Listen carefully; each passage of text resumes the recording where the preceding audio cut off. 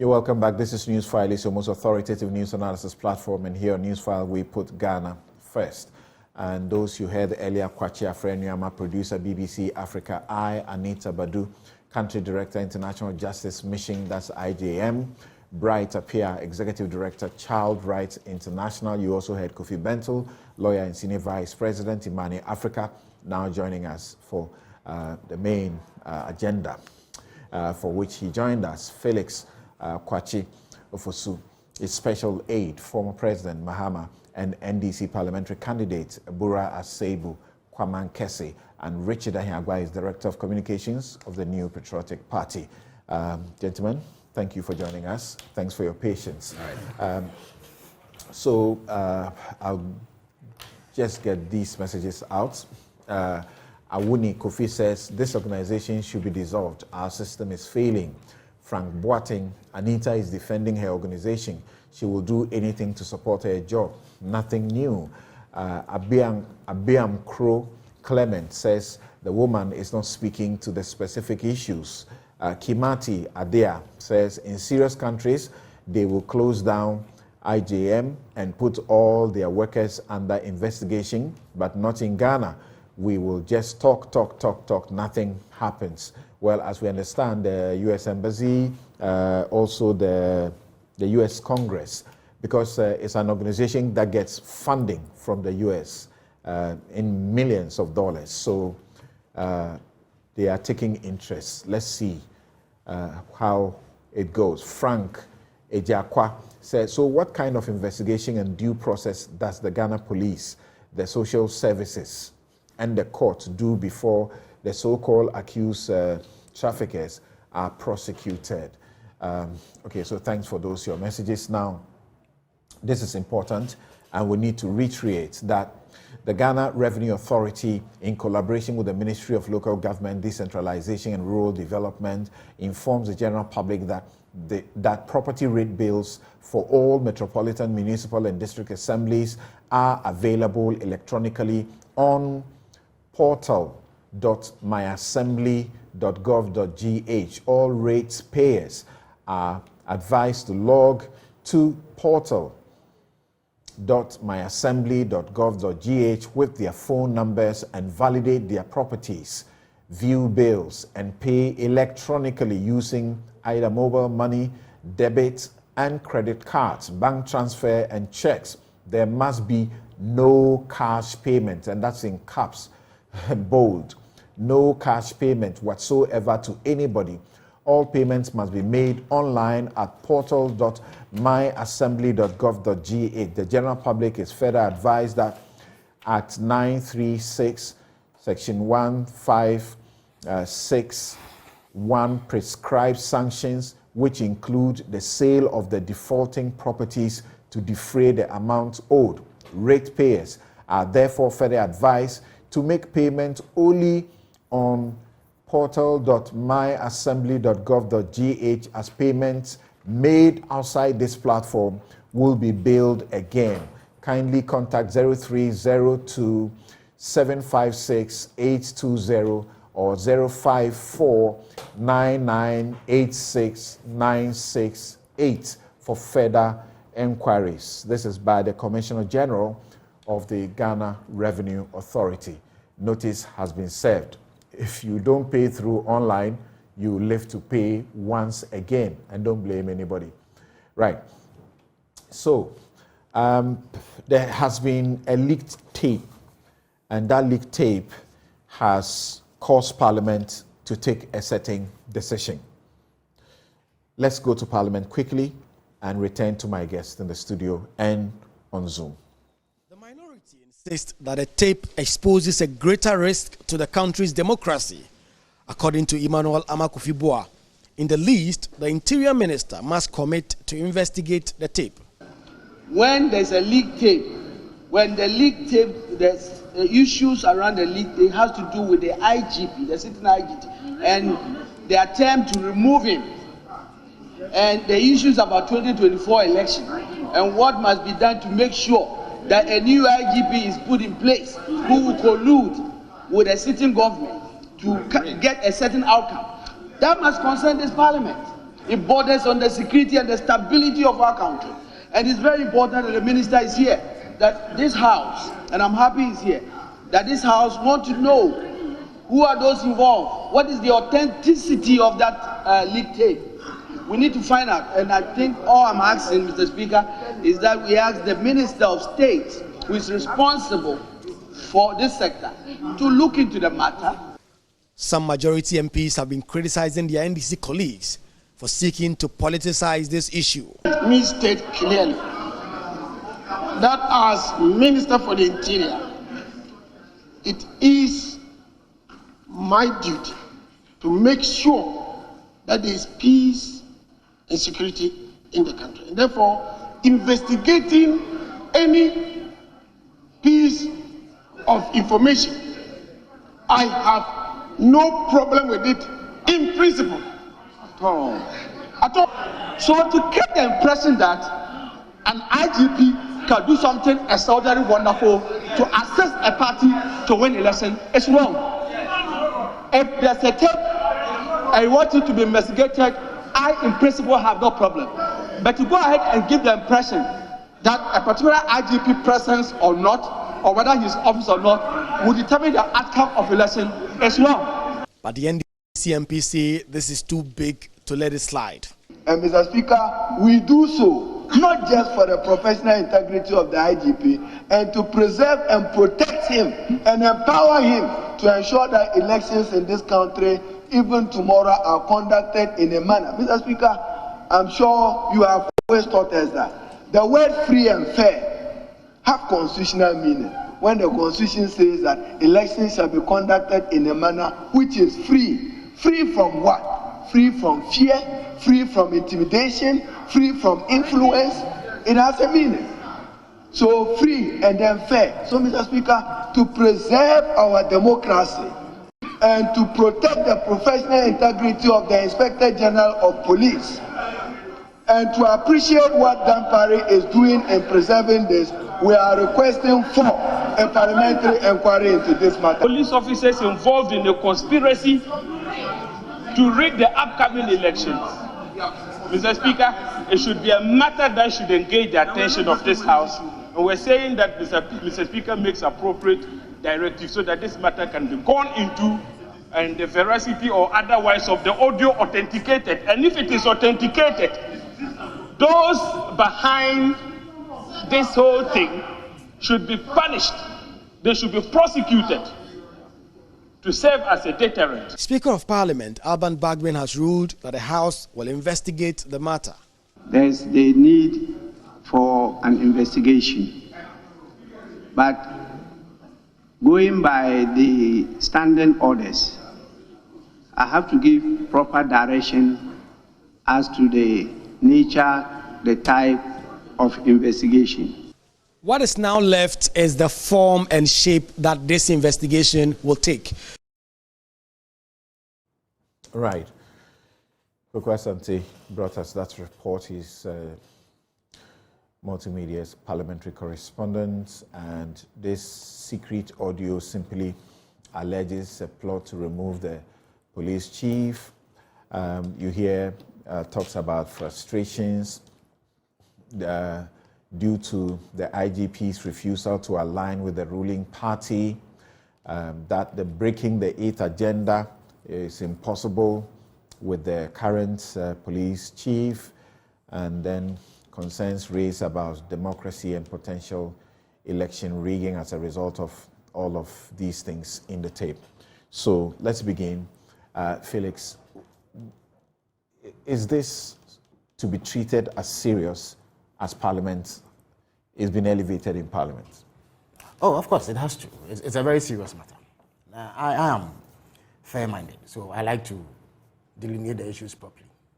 The issue really is not about a senior police officer, or if you like, a rival of the IGP within the police service, jostling to have him replaced. I'm sure there are people in Joy FM. Somebody who has how many months to check out of the place? Yes, he has a few months. 4 months or yes. so. Yes, I'm sure at Joy FM there are people who would want to take your place.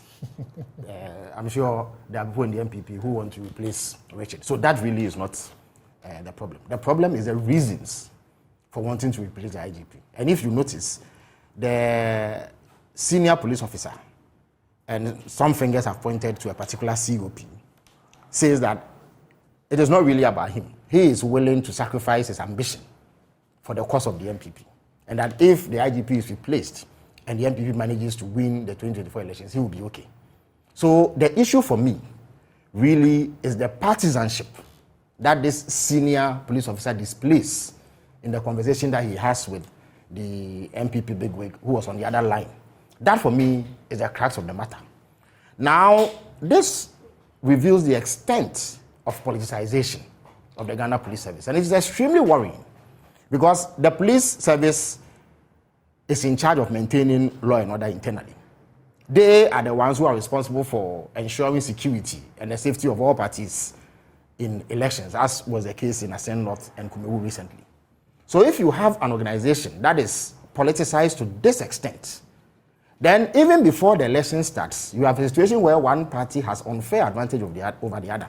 And I heard Dan Botre say in the insert that you played that an IGP cannot influence the way that elections are conducted. I beg to differ, and I'm surprised that he, as experienced as he is in the political terrain, he would say this. Perhaps he was only trying to, as it were, defend the MPP line.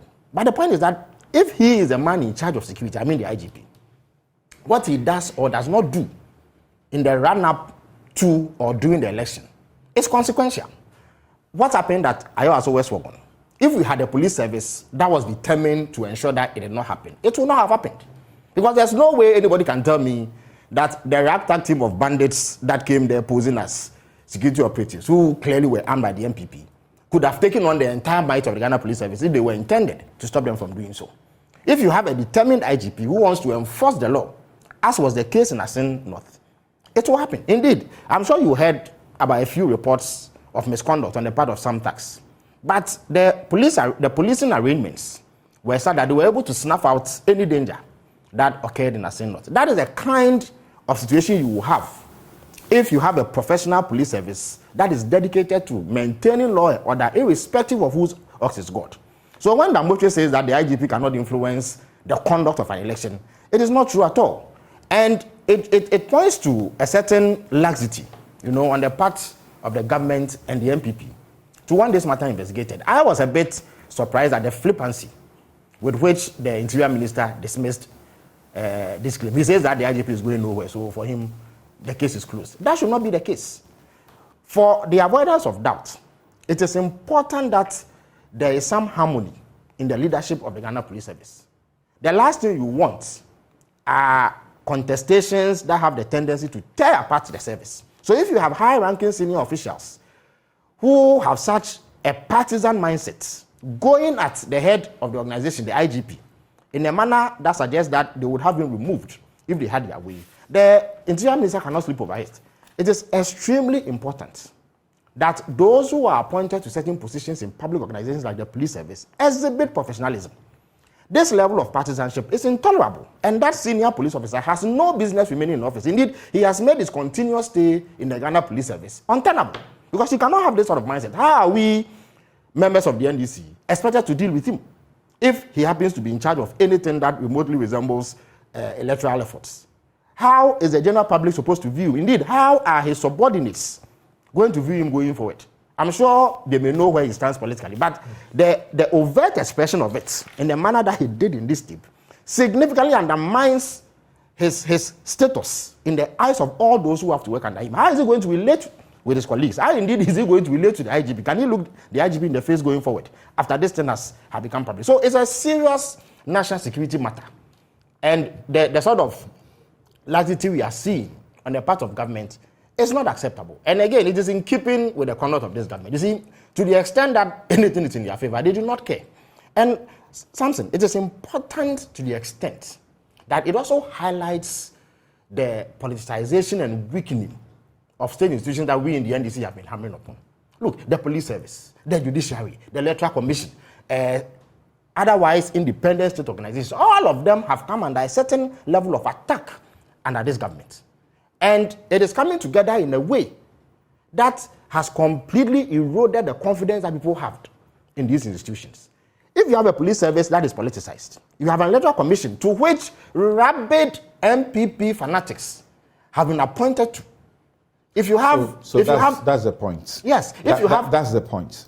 Yeah. Presidents do not appoint, like we have heard, their enemies No, into these offices when the power is with them to a point. You disagree with Damboche because what? Police IGPs have influenced elections before. You disagree with him because what? Police IGPs don't they is it lobby for these jobs? No. And does it not show always that they must belong to a party? No, a party must be comfortable with them before they are appointed. Unlike, I'm sure even in your private organization. This may have played out in the public, but is that not the secret, the obvious thing? Samson, even here at Multimedia, I'm sure that there are minimum standards that are required of you when you are appointed to a certain position. You are expected to conduct yourself in a certain manner. Professionalism is the key. In a public organization, you are working on behalf of the state, not a political organization. So anybody who occupies a certain position must exhibit a certain level of professionalism and conduct. Otherwise, he's not fit for that office. I beg your pardon. And then there are institutions that are supposed to be independent. You see, their independence is not a fluke. Some of them are even constitutional. They are required to be independent. What does that independent mean? Why are they required to be independent? Because they play roles. They play roles that ensure that they do things that must be acceptable. The IGP's office to the larger. The IGP's office is not independent. No.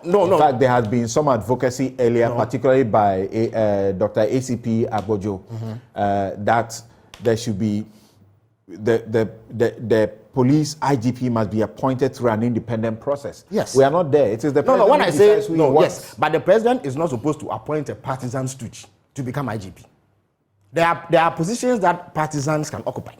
One of them is not the IGP's office. He is a professional police officer. You see, he is supposed to conduct his affairs in a manner that meets certain standards. And when I say I disagree with Damboche, the reason is that the IGP is the one who supervises the security arrangements for elections. You see, even when they have military support, I'm sure you are aware that the military must operate under the command of the Ghana Police Service or whichever officer is in charge. That's right. So if the man is supervising the deployments, is supervising the operational arrangements in terms of security for an election, and he is aligned, what sort of arrangements will he make? What confidence will he inspire in all the parties that are contesting, apart from the ruling party? What? So it is absolutely... The police will make sure at a place where, for example, a party has overwhelming numbers, they will ensure that the vote is suppressed there. Look, so that people don't come out. Samson, you have covered elections extensively. If there are thugs who come to a police station to misconduct themselves, and the police is minded to snuff out their danger, if you have a professional IGP, they will do so. If you have an IGP who is partisan, first of all, he may even be privy to the plot to use these thugs, and so will turn a blind eye. The IGP can be used to frustrate opposing parties. Indeed, I recall an incident as far back as 2006 at Ofinso, where Nia Masana Mwali, at the time, I think you were still with Joy FM. You recall that incident? At the start of the election, Nia Masana Mwali, merely because he inquired to know about some process, was removed by the police from the police station. So we were left unprotected in terms of our interests as a party in that police station for several hours. And that is what a biased police outfit can do to you. In 2006 that you mentioned, there was a by-election in Asawase. Yes. I blew the whistle on the foreign ballot boxes that were stuffed in a pickup truck. Exactly. The police impounded it. Yeah, so that... Even though I was beaten by the soldiers. Well, that is unfortunate. But at the time, that would have been the work of a police outfit that was professional. They were simply committed to maintain law and order. But there have been instances where the police has turned a blind eye. I have maintained that, you see, the Ayoaso West Wagon incident was not acceptable, not just because it was done by MPP thugs, but it was not acceptable because they basically had no challenge from the police establishment. And I'm saying that there's nobody who can convince me that these ragtag of bandits will be a match for the police service if they were determined to confront them. Therefore, so that is what you will have. Therefore, this leaked tape, what should happen to it? So, number one, it must be looked into. There is talk about finding out its authenticity. I don't think that anybody who listens to that tape will be in doubt about its authenticity, given how clear it is and what is being said and all that. So the officer involved must be identified. When he is identified, I think he has done enough to compromise his office. So his stay is no longer tenable. He must leave the police service. If he wants to go and become an MPP propagandist, he is free to do so. But that is after he has left the police service. Yeah, Number three. That officer is not alone. Well, it doesn't matter. Don't you hear other officers? It does not matter. Anybody sort of come to pave the way for him. What I'm saying is that anybody who is tell all the bad things that this IGP represents, and you see, I'm saying that as for the bits about the internal office politics, I can live with. It is not unusual that people will want to replace you just for your position. Okay. That I can live with. If they want an IGP removed, that is a separate issue from the reasons. It is the political reasons that they espouse that worry me. Because I don't think that anybody can make himself IGP. So to become IGP, you have to meet certain requirements. Okay, so you say he must be removed, and then he must be removed. Anybody also involved in any form or shape in terms of plotting anything sinister about the 2024 election. Because indeed, you hear him also say that there are ways and means in elections, which means, in fact, it validates the point I'm making, that anybody occupying such a position because he is partisan can compromise that position to favor one party. Okay. And also, we must instill further confidence in the public by carrying out reforms in terms of the way that these appointments are made. And that is where ACP Agozo's point comes in. You see, we must reform the way we do things. And perhaps we need to have a larger conversation about how independent or quasi-independent bodies or bodies that are supposed to operate independent of the executive or other arms of government, first of all, get their leadership and how they conduct themselves over the years. And it is a conversation that has been going on, but nobody appears to be paying attention. Indeed, as for President Mahama, and I can speak for him, he has made it clear, I'm sure you heard him when he launched his campaign in Ho for the flybyship slot of the NDC, that he would like to see far-reaching reforms in the way that public institutions carry out their activities. And I'm sure even the appointment of leaders is one of the things that will come under scrutiny when he indeed gets elected as president of this country. But nobody can swat aside the issues. Let's hear from Richard. Let's hear from Richard too. And Richard, what do you say? Is it not important? And I remember very quickly how the former NDC chairman, Ofosu Ampofo, was caught on a tape, another situation, leaked tape, in certain conversations, and on the basis of that, he's in court and is being tried. What do you say? Well, Samson, thank you very much. Just grant me 1 second to share again my condolences with one of my communicators who passed away in Asenov, Francis Nketia. Yesterday, is it the same person you and I spoke about when you were there? We spoke to you on phone. Yes. Yesterday was his 1 week celebration. I was supposed to be there, but I was prevented by a certain pressing matter to do with the party, and I wasn't able to go there. So my condolences to the family and wife and children. Samson, listening to Felix, and then maybe the other NDC spokespersons on this matter, I am tempted to believe that somehow the NDC knows how to use an IGP to influence election outcome. And if they do, they should tell us how they did it in the past so all of us can learn. But as far as I am concerned, in observing this Fourth Republic, there is no evidence whatsoever that a police IGP can singularly determine an electoral outcome for any political party for that matter. So we in the MPP, we don't have any evidence of that. We don't know how to do it, but somehow they know how to do it. They must tell Ghanaians how to use an IGP to influence election in their favor. So we all know how not to do it. So the thing about this tape, something is that it's concerning.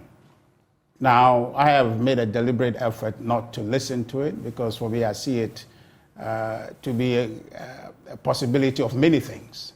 While I agree principally for the Parliamentary Inquiry Committee that is put together to look into it, they must do their job diligently. We're all interested in the matter. But it worries me to say that before that committee's work or any committee dealing with this tape comes up with any report, there seemed to be a conclusive position from the NDC, collectively focused to come to the place to say that this is MPP. I don't get it. That was why I raised the concern that if they know how to use an IGP to rig an election, they should show us, because we don't know. And there's no evidence in this Fourth Republic. And I'll show you some evidence. But the question about politicizing the matter, you are hearing people of politicians, so to speak, Right. and you are hearing them say, this is for the purpose in federance of MPPs, agenda, break the eighth. So who is politicizing it? But I'm referring to the NDC's conclusive position. Now, even let me just deal with what you just raised. So, assuming that these people are political operatives, you're looking at capacity, right? Who are these people? Do they have capacity in relation to the New Patriotic Party to take those decisions or to be making those negotiations on behalf of the party? And I tell you, it's zero. Okay. Right? You didn't hear my general secretary on that. You didn't hear my national chairman on that. You didn't hear any of our party executives on that. You didn't hear me. A former regional We're talking about executives. Okay. Right. Right? You didn't hear me on that tape. So what is the capacity of people who are sitting somewhere whose the authenticity of that tape has not been verified yet? So the conclusive position of the NDC is worrying. And I say that they should tread cautiously. Now, Felix was very emphatic about Honorable Damboche's position and say, he should know better. Again, is it something they know to do with an IGP and election that they are not telling us? Because if you read something that is very tricky to side or agree with the former OSP, but he did some analysis and suggested that you couldn't use an IGP to rig an election even if you wanted to. Suggesting that, assuming Felix was saying about if he's in charge of the operational issues of the election, deploying people to go here, district, regional commanders and all of that, that he has the capacity to do that. And he went to say that even if you did that, there are people in the service who, as a matter of conscience, would probably go tell on you that this is what you're doing. So unless the NDC has a way, there's a foolproof way they do it, they should tell us. But as a matter of fact, that this tape should be investigated. The concerns, the matters raised there are concerning. But I know for sure that in relation to the appointment of the IGP, the president has the capacity, is vested in the president, the power to appoint is vested with the president. So if the president appoints, if he needs, there's a reason he wants to disappoint, subject to performance or lack of performance, he could do that. And so it doesn't lie in anybody's conspiracy for the president to act. That power rests with him. And he has not indicated anything in that direction. And that's why I would disagree with Felix when he is disagreeing with the Interior Minister to suggest that, the Interior Minister appears somewhat flippant in making his comment to say that the IGP stays put. I don't understand how he comes to that conclusion. The Interior Minister is a sector minister under whom the IGP works. So if he speaks in the manner he spoke to say that the IGP has no question to answer, to that extent, he stays at post. The minister represents the president in that ministry and so has spoken and therefore spoke the mind of the president. So I'm not sure how Phyllis and the NDC think they can speak. He's not the only person who has made that point. I've heard in Parliament, I think Honorable James Agalga and the rest who've commented on this matter in Parliament talk about how is it that the minister should investigate a thing when he sees there's nothing to be investigated. What is there to investigate? Samson, if people just sit somewhere to make commentary that has no effect in terms of action, has no effect on you who is supposed to run this program. So we should investigate them, we should arrest them just because they say something, not in relation to you. Something they said that you cannot be influenced by. So suddenly we should investigate. Now the idea, just a minute. So then what it is that I understand the Interior Minister to say is that then you end up investigating anything anybody brings up. But he has a principal job of ensuring the security of the state. Right. You don't want to put him on the wild goose chase just because somebody records something and put it out. In 2012, in April, I'm reading this story about political parties reject MPP's call for dismissal of IGP. And your General Secretary then Kojo Wuse alias John, had raised issues about Paul Terry-Akwe and suggested that he was biased in the discharge of his duties. And so some of the parties also responded, including Johnson Esedo and Ketia. But interesting, you had flag bearer of the United Front Party, Akwesi Adai, saying, quote, he said that the IGP had taken sides arresting only MPP supporters. He said similar things occurred during the MPP regime. He alleged that in Ashanti region, the police helped MPP supporters to vote more than 20 times, while the then IGP, Patrick Quarting, turned a blind eye. Akwesi Adai advised the MPP to desist from calling for IGP Paul Terry-Akwe's dismissal, since it also had national security implications. Then everybody else was saying. So that's I read this for you for purposes of the question you ask, Felix, that if the NDC knows how IGPs are used in elections, then they should tell you. This is not today. Well, how does that? The NPP has similar feelings about a certain IGP. Well, I'm just saying that. Well, if you have feelings about an IGP's conduct, you are free to say it. It's part of free speech. If you have concerns about the discharge of a person's job, should you not say it? But it's different from concluding that that person's job is leading to somebody winning election, because there is no direct correlation there. Okay. You understand? Because in 2000, when we won the election, the IGP in charge, that was Peter Namfuri, was appointed by the NDC. How come we won? Was he not interested in engineering the election in their favor? Clearly, there's no evidence there. In 2008, when the NDC won the election, the same IGP, Patrick Quarting, whose name you just mentioned, was the IGP appointed by President Kufuor. Why did he not engineer the election in our favor? In 2016, John Kudalo, the IGP, NDC appointed. Why did not the election not go away? I'm just saying that. I just pointed to Asawasi. Yeah. And during that by-elections, the NPP was in office. Right. And there was Exactly. foreign ballot boxes, Right. ballot boxes stuffed with, ballot papers Right. in a pickup truck. And the suspicion was that it was engineered by the NPP. I raised the alarm. The police commander in Ashanti region ensured that that vehicle was impounded. That's it.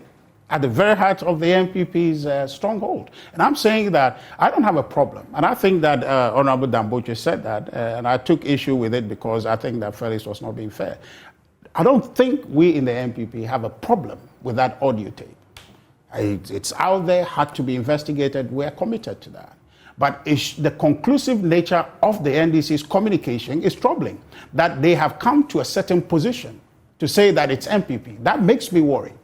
One, is it a set-up situation that somebody is putting this thing out there to preempt a certain conversation? Who is possibly the person who must have done that?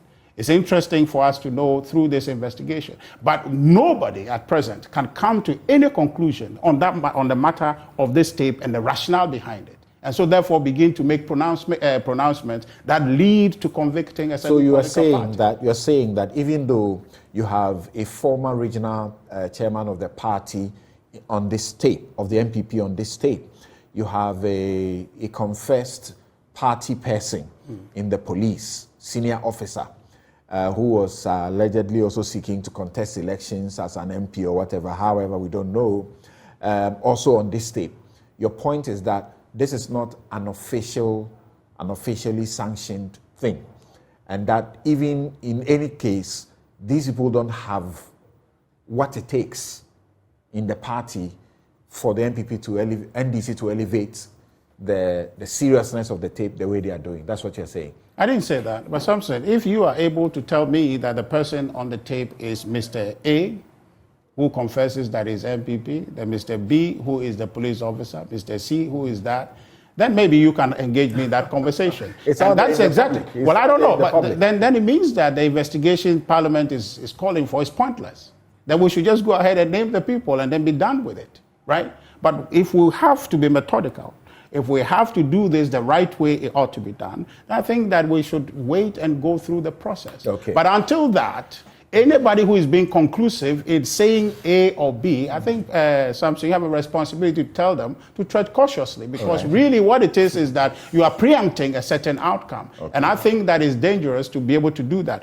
All of us, I personally, am interested in finding out, because I can tell you that the New Patriotic Party, we've never benefited, we've never orchestrated to win election with an IGP one way or the other. And I don't know what they know how to do with an IGP. The president even said that the Electoral Commission cannot do anything about elections. Some disagree. Kofi, what do you make of this state, and how seriously should it be taken? Well, Richard knows that I will not mention the names of the people that I say I know. I can tell without any doubt that these are the people speaking because I know their voices. He knows the reason I won't do that, but he's pushing me and knowing that I won't do it. But if Parliament investigated, Parliament will name them, and I can use Parliament's document and sit on this show and say Mr. A and B, and I know that I'll be free. Nobody can take me to court for anything. Yes, Kofi? Yes, so that's why investigations are necessary. And I would say it is proper that we go into this. It, however, does not mean that Parliament should investigate every leak tape. Otherwise, it will start a cottage industry in leak tapes, and it will send everybody on a wild goose chase. However, between the banter and the jostling of the two parties, I am more interested in looking at the broader picture as it reflects on the nation. And I think we need to take, some time to appreciate that. Look, we have a situation today where the appointee of the president, who at the time we heard noises about he having, sympathies for one side, is today the one being protected by the other side. Those things are important in a nation. So we need to appreciate that the work that IGP Dampare has done has come to the point where the NDC today feels a certain need to more or less protect him.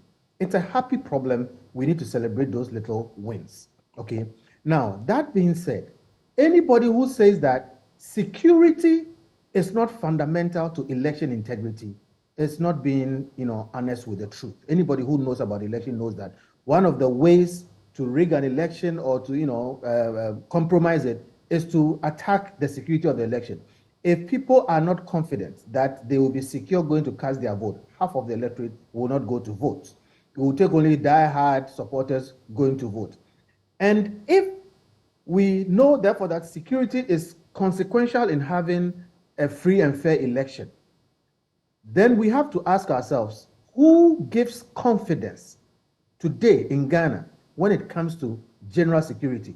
Let us not take for granted that the last few or one or two by-elections we've had almost, no instance of, insecurity like we had in the Ayawaso situation, that kind of thing.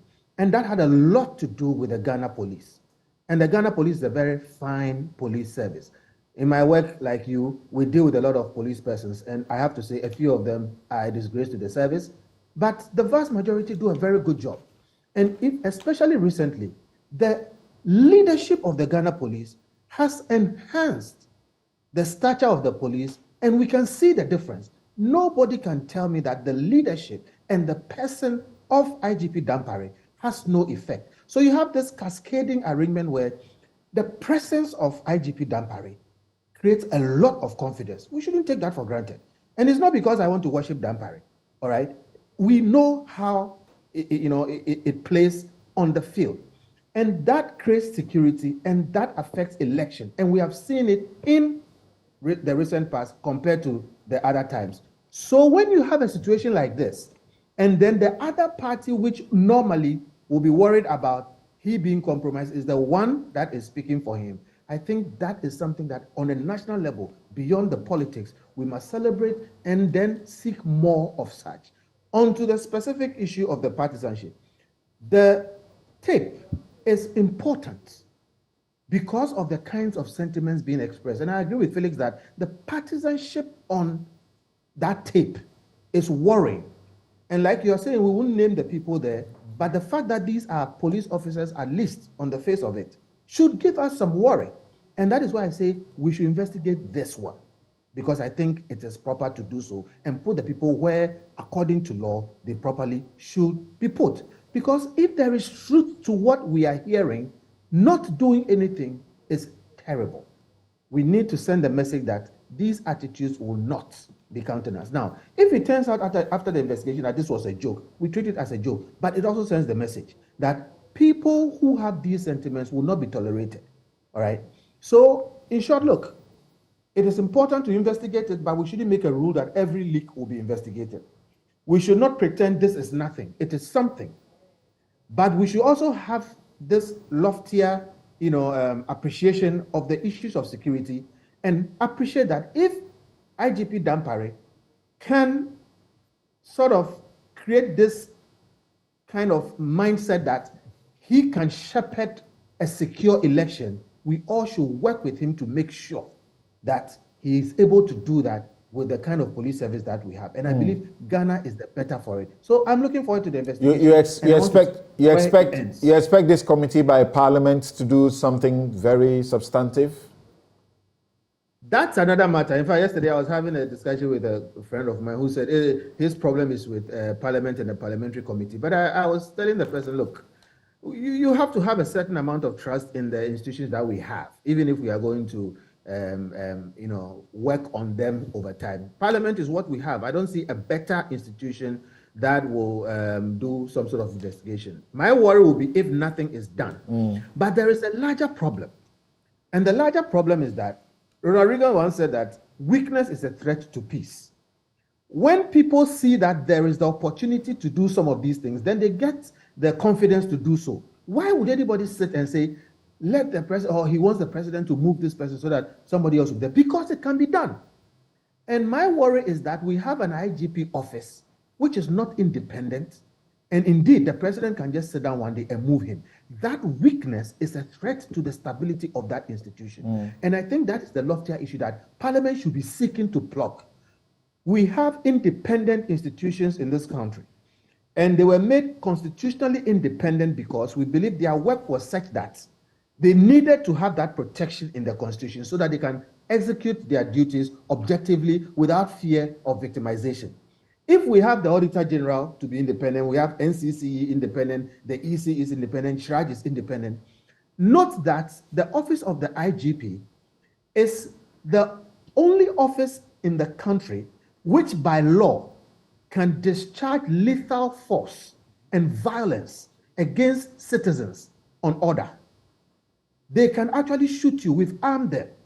And they have to deploy this force against citizens and other powerful persons in the interest of stability and security. But today, our IGP is an extension of the executive.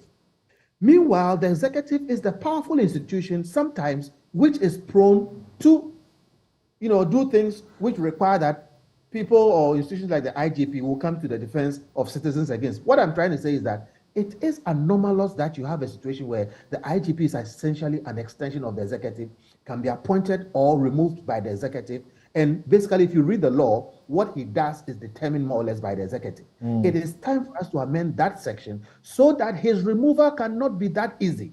Then that weakness cannot be exploited for us to hear it in the tape that somebody wants him removed so that he can be put there and then he can use that. So finally, I was asking about the Parliament and what he could do.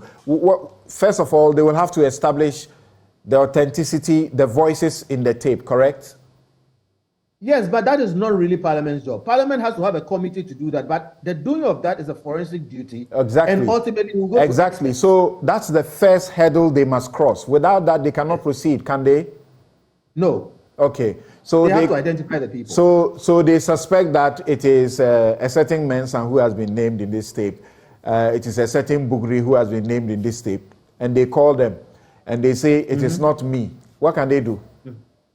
They have to forensically establish those facts, and then you are going to a criminal investigation, that kind of thing. Really, that is why I am saying Parliament doesn't do this forensics. You have been in court. You realize that even the police lab they have difficulties. Sometimes we are told in this country, voices must be taken somewhere to South Africa to be able to know certain things. So how do you see the end of this investigation? So this investigation is really not about what it turns out. It's about establishing the principle. Parliament should, as a matter of principle, investigate it because it is important. The outcome of the investigation will depend on what you and I are discussing. It won't stand up in court if they don't do the proper forensics. So it's possible it will go nowhere. But then the principle will have been established. But then that is why Parliament should move to the next level of making sure we don't have this kind of weakness which encourage people like this. Because indeed, it is possible that people with political goals will seek to make these changes to affect elections. Thank you very much. I can give you only a minute so that we take a break. This show is brought to you by Bank of Africa, strong as a group and close as a partner. MTN everywhere you go. Ashesi University, educating ethical and entrepreneurial leaders for Africa. Robert & Sons Optical Services, your comprehensive eye care service provider for 31 years. Duroplast, producers of quality PVC and HDPE pipes, and Water Tank, where Duroplast goes, water flows. DBS Industries, roofing Papa Fie. My Way, dial *165# on MTN to join My Way today. Cherry Tree Properties, we develop spaces as though we were going to occupy them ourselves. Syntex Tanks, it's strong, it's tough, and Flamingo Paints, simply superior. I'll give you a minute each, then we take a break. Samson, you know, the pretense and the feigning of ignorance by Richard is staggering. The notion that an IGP cannot influence at least the way that security impacts an election is shocking. And Kofi hit the nail right on the head. Look, what we hear on this tape is a senior police officer saying that the IGP should be removed because he will stand in the way of what needs to be done to get the MPP re-elected in 2024. And Richard says that that cannot happen, that we in the NDC should furnish him with how an IGP can be used. I gave you a number of examples. It tells you that he's not in conversation with executives of the party. Again, Samson, who says that it is only elected officials who can influence what happens in government?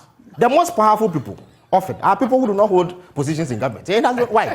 Who can dispute the power and influence that Gabriel Chodaku holds, for instance, in this government? Does he occupy any official position? Who can deny that? Yes, but I'm saying that the claim that because Bugri Nabu, who has been named as the other person on the party, is not an elected official or does not hold any specific position in this party as of now, so cannot influence what happens or cannot have the ear of the president or cannot know what the pulse is in government is shocking. You are telling me if this has happened whilst the NDC was in government, you not have told me what Ricky told. Look, I am one of those people. And indeed, during our last manifesto writing session, I actually pushed for proposals on the setting up of an independent commission to appoint the IGP. I believe earnestly in the separation of that institution from the long reach of the executive. Okay. Because that is the only way that we can insulate ourselves from influence. Yes. But again, finally, I beg you.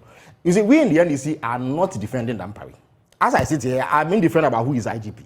Insofar as the person meets professional standards and conducts himself or herself in a manner that is acceptable. But the point is that what has happened on this tape cannot be ignored. And that what they are plotting essentially is rigging the election for the MPP using security. So when Richard says that he does not know how an IGP or a police force or a security outfit can influence elections, it shows a certain ignorance which I'm really surprised about. Yes. Well, if it is not deliberate or contrived. I appreciate that ignorance, and I want education. You can teach me if they have the knowledge how an IGP can influence election. Look, you can't believe Felix, right? You can't believe him. They just came out of opposition. So 2016 they left, or 2017 they left power. During that period, why didn't Felix advocate for this kind of appointment of IGP that he's telling us it was only during manifesto writing that it came to his mind? So for all that period, he didn't think about it. See, the NDC is jumping ahead of itself. And that makes me suspicious to say that something. This tape, I don't know, he's mentioned certain names there, whatever he knows, I don't know. But is it possible that somebody is setting us all up? Because in all honesty, if Phyllis believes in his heart of hearts that an IGP can influence elections, I'm wondering why in 2000 that didn't happen. I'm wondering why.